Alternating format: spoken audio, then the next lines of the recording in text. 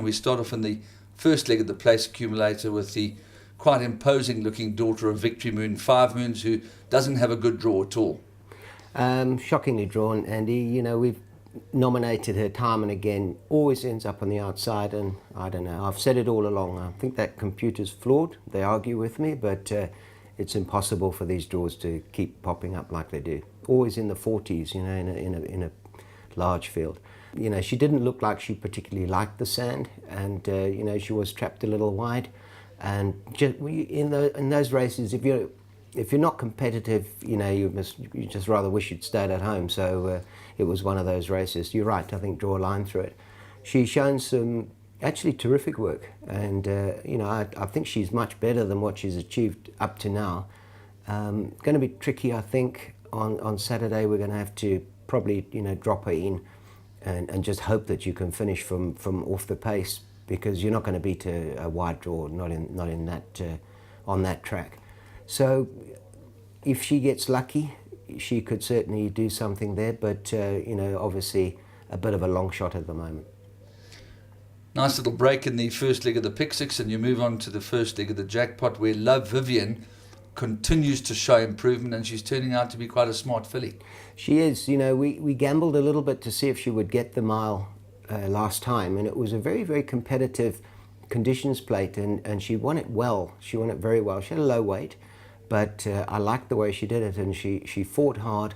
I think she won by about 3/4, but she wasn't stopping, and you know, I thought she did it very well.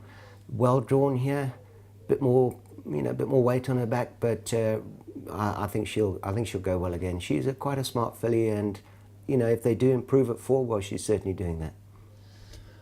Moving on to Kahlua Castle, he's been an absolute revelation since the gelding. He's just been a model of consistency on both surfaces, and he's a horse that looks like you can really rely on now. Well, I'm hoping so. This is I think is a very competitive handicap. He's a little horse with a big weight, and although it's not a big field, you know, he's drawn a little wide there, but he tends to come from the back anyway. I think more depends on whether they can finish from off the pace on the day, and that you only know really by watching the earlier races. So I think people must be mindful of the conditions on the day, but very nice horse. He's just himself, you know, he's working beautifully. He never looks any different one day to the next. He's just, like you say, he's a Mr. Consistent. Then you've got 3 horses to boot, and the 3 troikas. Of course, Asetri Pink is a filly that you've confined to sprinting for good reason, even though she's out of a Galileo mare by Rock of Gibraltar.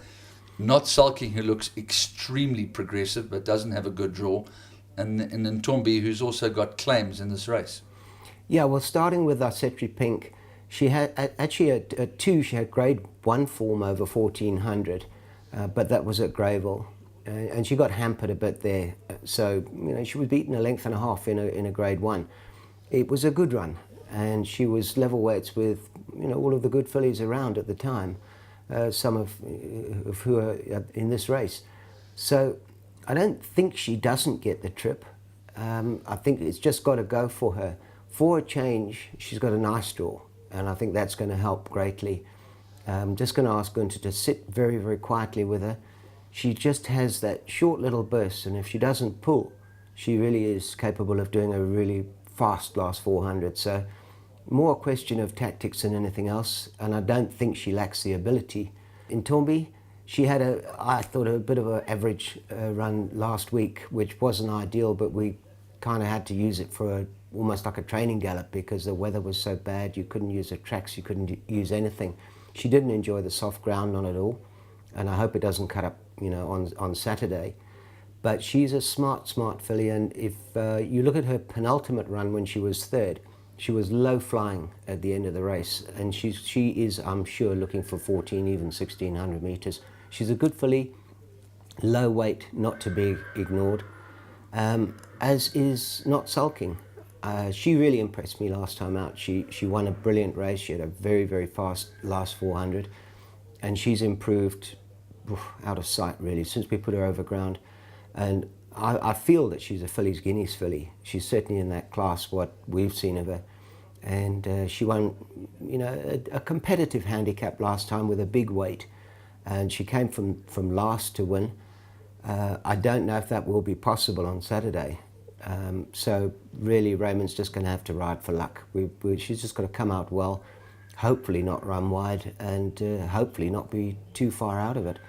If it does go for her, she's a big runner, and she'll give a fright to the main fancies. They're in good shape, they're fit, and all three of them actually in good order. Okay, then finally Rake's Chestnut, who could not possibly have been more impressive in the way in which he shattered his maiden certificate, and then went over the 1700 at the Vaal. Also the track came up soft, which he didn't appear to like at all. He hated it. Robbie said straight away, put a line through the run, because my first question, does he need gelding? Because I have had a suspicion for some time. He reckoned not. Just for a bit of information for the punters, he did come back. Both of his pectoral muscles were quite strained, and that is when a horse doesn't like the going. I mean, these are the things that show up. And he's had physiotherapy. He is nice and comfortable now, and I'm pretty confident that if the ground is decent, of a good run. He is far better than that, and it's not that he didn't take any interest. He just was floundering literally in that sort of heavy going. So clearly not a weather specialist, but a very high-class horse. One draw this time, and if he can pop out and just hold a nice position, I would expect him to be, running a big race, certainly. He's a smart horse, and much better than that.